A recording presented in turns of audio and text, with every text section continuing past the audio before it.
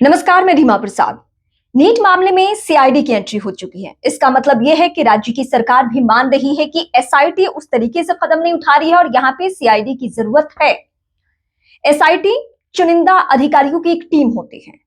जो किसी मामले में जब लगता है कि यहाँ पे कुछ चुनिंदा ऑफिसर इस मामले की जांच पड़ताल को आगे बढ़ाए तो एसआईटी का गठन होता है। यही बीते 10 दिन पहले एसआईटी का गठन हुआ था नीट केस में। लेकिन एसआईटी के गठन के बावजूद इस केस को उस तरीके से जांचा परखा नहीं गया जिसकी उम्मीद हम सब कर रहे थे। तो अब सीआईडी की एंट्री हो चुकी है। सीआईडी के बारे में भी आप जानना चाहते होंगे। जिस तरीके से केंद्र के स्तर पे सीबीआई की एंट्री होती है और सीबीआई काम करती है, उसी तरीके से राज्य के स्तर पे सीआईडी का वैल्यू है। और आप समझ सकते हैं कि अगर सीआईडी इस मामले में बहुत अच्छे तरीके से काम करे और एसआईटी और इन दोनों का तालमेल हो तो इस केस में जहां तक हम सभी पहुंचना चाहते थे, जिसका जिक्र हो रहा था कि कोई पावरफुल व्यक्ति, कोई रसूखदार व्यक्ति इस पूरे केस को अपने इशारे पर नचा रहा है और वो बचने की कोशिश कर रहा है, तो अगर सीआईडी पूरी ईमानदारी से, उसकी टीम पूरी ईमानदारी से, उसके अधिकारी पूरी ईमानदारी से अगर काम करते हैं तो जाहिर सी बात है कि इस केस में वो खुलासा हो जाएगा जिसका इंतजार हम सभी कर रहे हैं। अभी भी आप देखिए, एफएसएल की सिर्फ रिपोर्ट आई है और जिसमें इस बात की पुष्टि हो गई है कि लड़के के कपड़े पर स्पर्म था और यहीं से यह मामला बहुत संजीदा बन गया और इससे यह हुआ कि तमाम अधिकारी जो है उनके ऊपर सवाल उठने शुरू हो गए, चाहे वो थानेदार हो, एसएचओ हो, डॉक्टर सतीश हो, सहजानंद हो या एएसपी हो जिन्होंने स्टेटमेंट दिया कि नींद की गोली खाई थी लड़की ने, या उनसे उच्च अधिकारी जिनको वो रिपोर्ट करते हैं।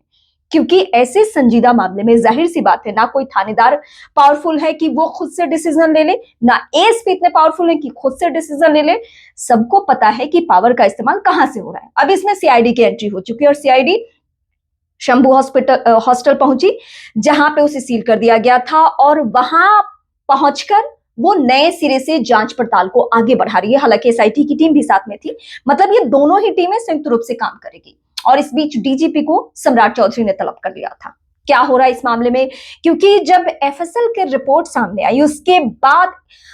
बिहार पुलिस को लेकर, उनके अधिकारियों को लेकर एक के बाद एक सवाल उठने शुरू हो गए और सवाल का सिलसिला, उसकी फहरिस्त इतनी लंबी थी कि पुलिस अधिकारियों को जवाब देते नहीं सूझ रहा था। वैसे मैं आपको बता दूं, हम लोग जिस तरीके से खबर बना रहे हैं, बिहार पुलिस के अधिकारी इस तरीके का दावा कर रहे हैं और एक ऐसी सूची बना रहे हैं जिसमें वो चाहते हैं कि जिसने जिसने इस पे खबर बनाई है, जिसने जिसने इस मामले को बहुत प्रमुखता से रखी है, उसको किसी न किसी केस में, किसी न किसी एफआईआर में हम फंसाए। लेकिन वो कहते हैं कि दर्शकों का पावर जिन लोगों के पास हो, उन्हें किस बात से डरना है। और वैसे बिहार के अधिकारियों ने कल एक नोटिफिकेशन जारी किया जिसमें ये लिखा कि ये संजीदा मामला है। एफएसएल की रिपोर्ट आने के बाद तो लड़की नाबालिग भी है, उसके साथ कुछ गलत हुआ है जिसकी आशंका है, तो अब अगर किसी ने उसका नाम डिस्क्लोज किया है, किसी ने उसके परिवार के सदस्यों का नाम, चेहरा डिस्क्लोज किया है, तो उसके ऊपर कार्रवाई होनी है। अब ये सारे कदम इसलिए उठाए जा रहे हैं जिससे कि आने वाले दिनों में उन लोगों पर भी एक्शन हो सके जिन लोगों ने नीट मामले में बढ़ चढ़कर आवाज उठाई, आवाज बुलंद की। और आपको याद होगा शुरुआती वक्त में क्या कदम उठाए गए थे। जो लोग सड़कों पर उतरे नीट मामले को लेकर, उस बच्ची को लेकर, उनके ऊपर एफआईआर दर्ज कर दी गई थी। और उसके बाद जब एसपी से प्रशांत किशोर ने मुलाकात की तो उन्होंने एक मांग रखी कि जिनके जिनके ऊपर आपने एफआईआर की है, सबसे पहले तो वो केस आप वापस ले लीजिए। अभी उस मामले में क्या हुआ है वो अपडेट सामने नहीं है, लेकिन हाँ, बिहार पुलिस के अधिकारियों की पूरी कोशिश है कि जिस तरीके से नीट मामले में पुलिस विभाग की किरकिरी हुई है, जूनियर से लेकर सीनियर अधिकारियों तक की, तो ये हम कार्रवाई करें। ये चलिए हम आगे कभी बात करेंगे और जब जो होगा वो देखेंगे। लेकिन आप दर्शकों के सामने मैं एसआईटी और सीआईडी पे बात कर रही थी कि अब सीआईडी की एंट्री हो चुकी है, तो क्या हम सब उम्मीद करें? लेकिन वैसे भी ये बिहार है, यहाँ पे अपने पावर का इस्तेमाल लोग किस तरीके से करते हैं ये ना आपसे छिपी हुई बात है ना मुझसे छिपी हुई बात है। ऐसे कई उदाहरण है जिसमें अगर मीडिया ट्रायल ना हुआ होता तो शायद वो केस ना फिर उस तरीके से आगे बढ़ पाती उसकी जांच प्रक्रिया, और ना ही वो चेहरा बेनकाब हो पाते। मैं दो केसेस का इस वक्त उदाहरण देना चाहती हूँ जिसमें आपको मुजफ्फरपुर शेल्टर कांड आपको याद होगा, जिसमें जो व्यक्ति था उसका पावर, उसका रसूख सीधे सीएम हाउस तक, उसके अखबार को सरकारी विज्ञापन मिलते थे, उसका एक्सेस नीतीश कुमार तक था। लेकिन मीडिया ट्रायल का यह असर हुआ कि उस मामले में वो पावरफुल व्यक्ति बच नहीं पाया। दूसरी घटना मैं आपको याद दिला देती हूं, 2015 के बाद जिस तरीके से एक काफिला गुजरा शहाबुद्दीन का, उसके बाद मीडिया ट्रायल का ही ये नतीजा था कि उसे आनंद फानन में तिहाड़ जेल में शिफ्ट कर दिया गया और उसके बाद उसकी मौत हुई कोरोना के वक्त में और फिर वो बिहार लौट ही नहीं पाया। तो मीडिया ट्रायल का असर ये होता है और इसीलिए इस घटना के बाद मतलब नीट मामले में हम सब बढ़ चढ़कर आवाज उठा रहे हैं और आप सबका सहयोग भी बहुत मायने रखता है, क्योंकि मैं अक्सर नोटिस कर रही हूं कि अलग अलग प्लेटफॉर्म्स पे लोग बहुत कमेंट कर रहे हैं और बहुत चाहते हैं वो भी कि ये केस रफा दफा ना हो, इस केस में जो भी पावरफुल व्यक्ति हैं उनका नाम उजागर हो, वो सामने आए और उनके ऊपर एक्शन हो। तो ये सब अगर इस केस में कुछ भी होता है ना, तो आप दर्शकों को भी इसका क्रेडिट जाता है, क्योंकि आपने भी ना चाहते हुए भी अगर आप किसी की खबर देख रहे हैं, अगर किसी को कमेंट कर रहे हैं और वो सोशल मीडिया पे बहुत देखा जा रहा है, तो जाहिर सी बात है कि ये प्रेशर डेवलप हो रहा है।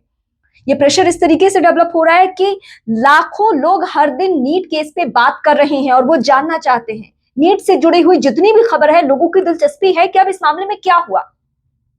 तो अब मैं सीआईडी की एंट्री पे बात करी थी कि सीआईडी की एंट्री हो चुकी है, वो शंभू हॉस्टल में पहुंची, वहां पे जांच पड़ताल की गई है और वहां पे लड़कियों का आरोप ये था, जो जिस बच्ची की जान जा चुकी है उसके अलावा और जो बच्चियां रह रही थी उनका सामान, उनका सब कुछ उसी हॉस्टल में बंद है, तो उनकी शिकायत थी कि हमें हमारा सामान नहीं वापस दिया जा रहा है। तो उन लोगों को भी उनका सामान वापस दे दिया गया है, लेकिन सबसे हैरान और सबसे दर्दनाक पहलू ये है कि वो सारी बच्चियां पटना में किसी और हॉस्टल में शिफ्ट नहीं हुई, बल्कि सभी की सभी अपने अपने घर लौट गई हैं। उनका कहना है कि हम फिलहाल, शायद उन बच्चियों का कहना नहीं हो, उनके घर वालों ने यह डिसीजन लिया है कि हम फिलहाल अपनी बच्चियों को यहाँ नहीं रहने देंगे, वो पटना में नहीं रहेंगी, क्योंकि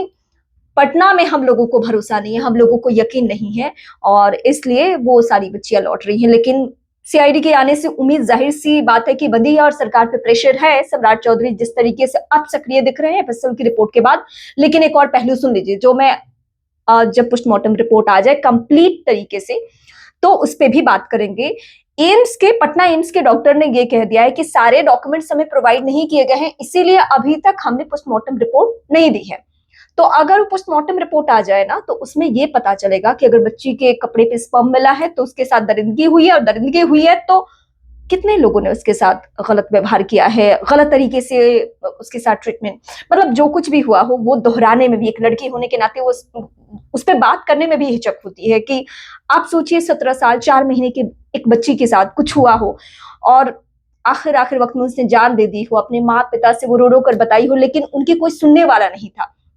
ये प्रेशर का ही नतीजा है कि अब ये केस इस तरीके से आगे बढ़ रहा है कि उस लड़की के साथ कुछ गलत हुआ है, तो अब जांच प्रक्रिया अलग तरीके से हो। मेरी गुजारिश है आप सभी से कि आप सब इस खबर को लेकर संजीदा रहिए और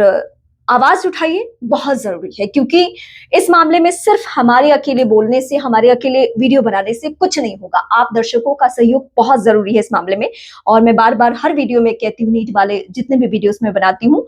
कि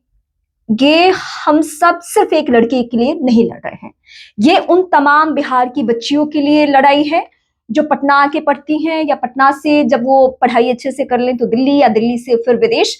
तो उनके सफर में कोई बाधा ना हो, उनका भरोसा न टूटे, वो सुरक्षित होकर पढ़ाई कर सके। उन तमाम हजारों लाखों बच्चियों के लिए हम लड़ाई लड़ रहे हैं। बहुत जरूरी है कि आप इस मुहिम में मेरे साथ बने रहें।